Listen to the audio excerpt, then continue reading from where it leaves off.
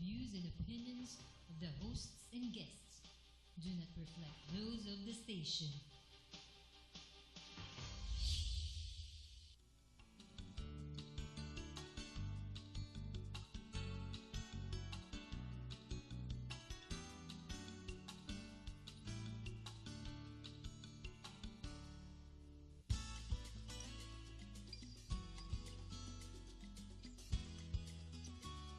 Good evening, ladies and gentlemen, and welcome once again to For the Public Good.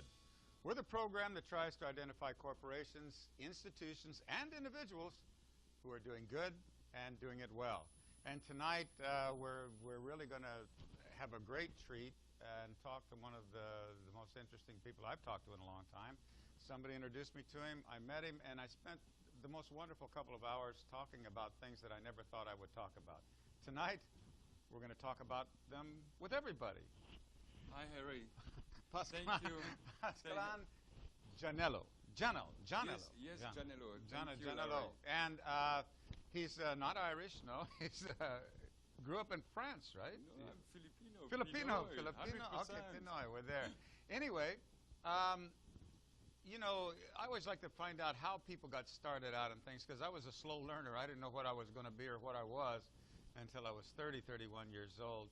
And you learned at a really early age. Very early. Yes, that's right. Tell me about it, because it wasn't because your family was doing that, right? No, Yeah. it wasn't. They were not. No, I just wanted to be among ladies with very young age already. Well, I was just starting. I was jumping into the business. Mm-hmm. Well, that's a good one. And, yes. and I didn't even mention you're a hairdresser, but there's a lot more to being a hairdresser than I ever thought. You know, to be a hairstylist or a hair, I mean, those are the things that I think we can talk about here, and everybody gets to be a little bit smarter. At least I did when I got to talk to you. So, but how did you, why in the world did you decide that you wanted to be a hairdresser if... That's, I mean, that's a good question. Actually, it was almost an accident for me to start this business, but as I wanted to do something artistically, being in contact with people, mostly women, to be honest. Yeah. So I thought this was a fantastic thing. Sure. And how old were occasion. I was very young. I was 13 years of age. Officially in my country, you could start an apprenticeship only with age of 14, but I was just a couple of months ahead.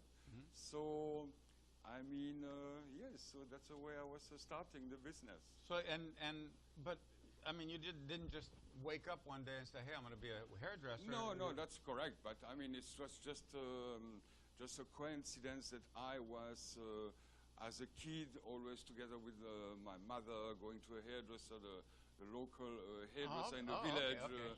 And so, I mean, I was involved in an environment which was very pleasant.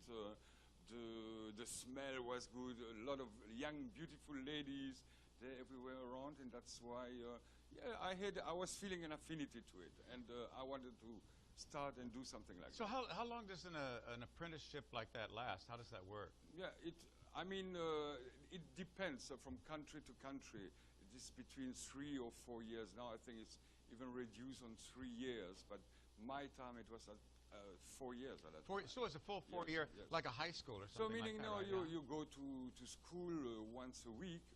In general, salons had on Mondays, it was the day off.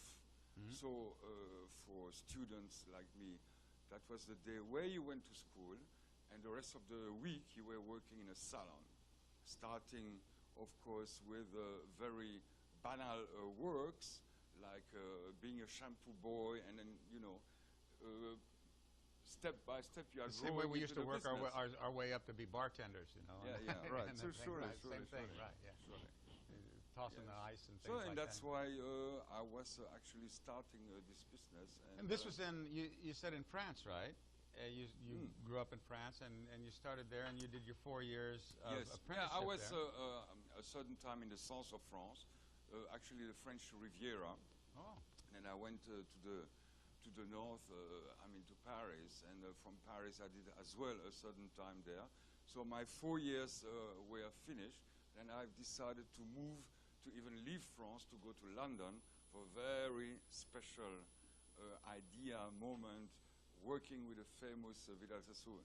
Wow, so you were able to work with Yes, Vidal yes. Sassoon. No, I mean, at least this organization. In his organization, He right? wasn't already, he was no longer working himself at But that he must time. be one of the best known hair One of the best. stylists in the world, I would think, yeah. I would personally say he was the best. I And can't name still, another one right now, but his name is very magic. is there any any other name that we would associate the same yes, way we I do with mean, Vidal Sassoon?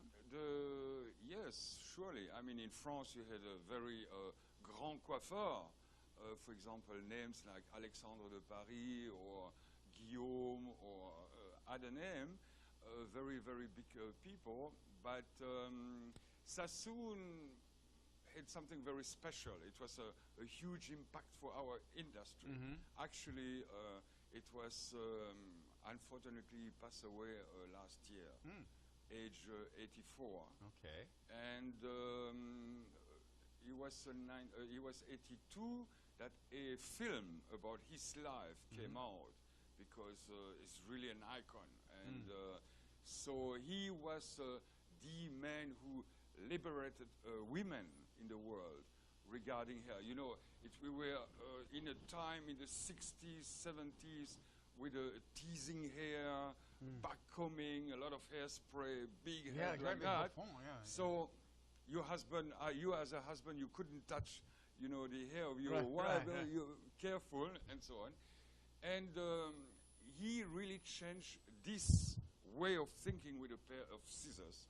So hair didn't have any more this backcombing, this hairspray. It was a natural look, and he had to create shape which are lasting. Even if you move, you go with your hand through your hair, and so on. It was maintaining very well. So it was one of those things where your wife would actually give you a hug yes, after she'd had her hair done. Yeah, absolutely. Oh wow, wow.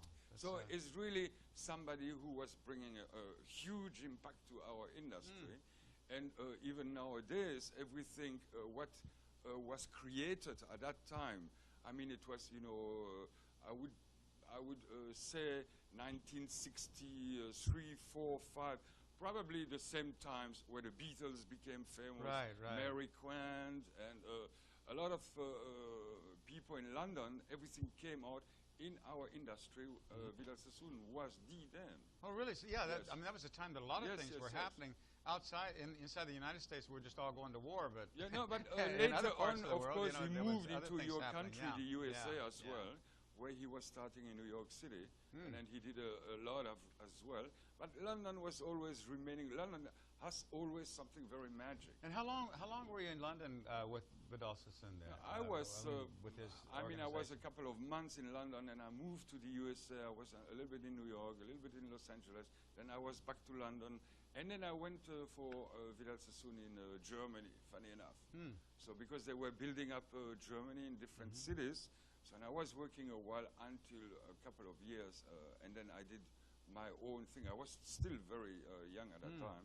I was 26 of age before I was starting then my own salons and school and traveling all over the world, doing seminars, shows, and whatever. So you've tried to pass on what you know to other Yes, people. of course. I had several generations of yeah. people who worked in my salons and school as well at that time, and I had quite a lot of people, and I was teaching them, and yes, it was quite an interesting thing. There's something about, you know, what do I know about hairdressing? You know, I used to go down and pay my 25 cents to get a haircut, you know, once a week when I was growing up.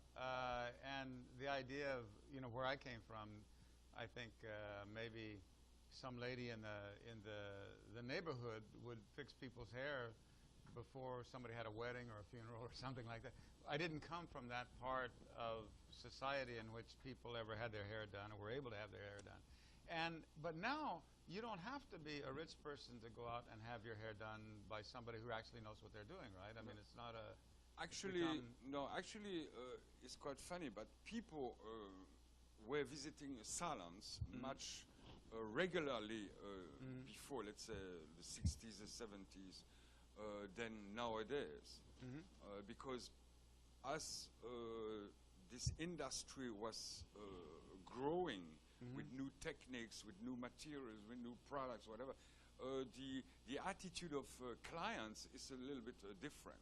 So meaning, just to give you an example, in average, women used to go at least once a week to the hairdresser because you know you receive a shampoo, maybe a chemical treatment like a color, and then you hair do, and that was it. So cutting probably every couple of weeks, and that was it. But really regularly every week.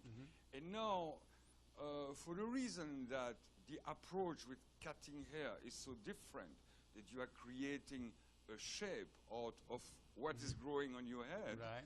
And so people are extending the time. They do not need really to be presentable to have a hairdresser visit weekly. So no need people anymore. don't need to go as often as they used to? No, not really? anymore. Not anymore. So if you go normally once every 4 to 6 weeks, it is actually the right rhythm for people to visit a hairdressing salon. Oh, really? Yes. So they It's can, a yeah. huge change there. Yeah. Wow, yeah, because, well, I know as men we always went early, but Yes. then in the 60s people started wearing their hair long and, Yeah. Right. and working it out. But you said something about you work with a shape, and you can create a shape and it lasts for 4 weeks? Or, Yes, yeah. because let's say hair is our material. So, and we're working with hair. So something grows on our head, and we hair in a certain direction. So you have, as a hairdresser, to recognize how hair grows. So first of all, you try to, in our philosophy at least, I say our because I consider all the people of Vidal Sassoon and all the people who are coming from this kind of education, to respect the way a hair grows. So, Okay. and then you try to create a shape. It means that you have to follow a geometry legislation. And so, however you move your head, it has to come back to the initial shape, form, whatever that's really last. And this is really perfectly possible if you know a certain technique. So, in other words, actually, we are not really artists only. The one who are artists only, who are trying to imitate, to copy a shape, are not going nowhere or very far, because it's always different, and one day maybe you are okay, you are feeling positive, another day no, and your work would always change. If you learn a technique, which is totally possible after the Vidal Sassoon time, and which is still valid for new generation, and his schools in many parts of the world, and other people who are coming from Vidal Sassoon and other people are still valid. So you learn those techniques, how to achieve those this education, or to create form, shapes, whatever, in whatever hair length. And whatever you're doing here too would have to fit whatever that particular person's. You couldn't just say, okay, you got two ladies, you want to look the same, but that wouldn't work for the same.